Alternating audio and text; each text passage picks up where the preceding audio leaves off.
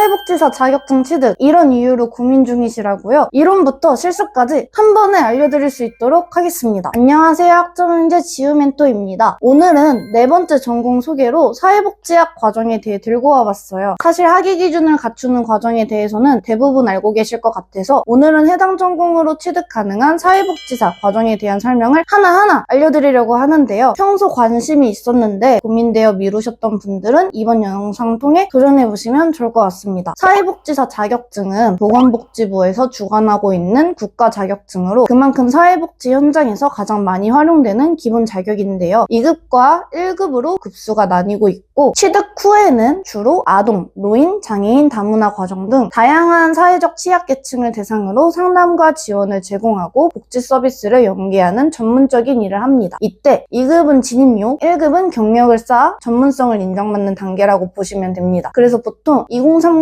나이 때는 1급까지 도전을 하는 경우가 많고 4050 나이 때는 취업 또는 창업을 목표로 2급에 도전하고 계신데요. 사회복지사 1급 자격증은 2급을 기본적으로 보유하고 있어야 돼요. 응시 조건에 따라 자격이 주어지는데 보통 사회복지 전공의 4년제 학위를 소지한 경우 바로 시험에 응시할 수 있고 또는 2급 자격 취득 후 1년 이상의 실무 경력을 쌓으면 응시할 수 있습니다. 이후 국가시험에 합격하면 1급 자격을 취득할 수 있죠. 이때 2급 자격증을 취득하기 위해서는 두 가지 조건만 갖추었다면 언제든지 사회복지협회에서 발급 신청이 가능한데요. 국가고시 시험이 따로 없기 때문에 진입 장벽이 어려운 편이 아니고 누구나 도전할 수 있다는 장점을 가지고 있습니다. 두 가지 조건은 학력 요건과 과목 이수 요건입니다. 학력의 경우 대학 졸업을 했다는 졸업증명서가 필요하고 과목 이수의 경우 이론 필수 10과목과 더불어서 선택 7과목을 이수해야 돼요. 때문에 보통 빠르게 준비하는 방향으로 학점은행제 사회복지학 과정을 활용하고 있는데요. 학점은행제를 통해 1급, 2급 준비를 할 때는 먼저 2급이라는 조건을 갖추고 있습니다. 이때 이론 16과목과 실습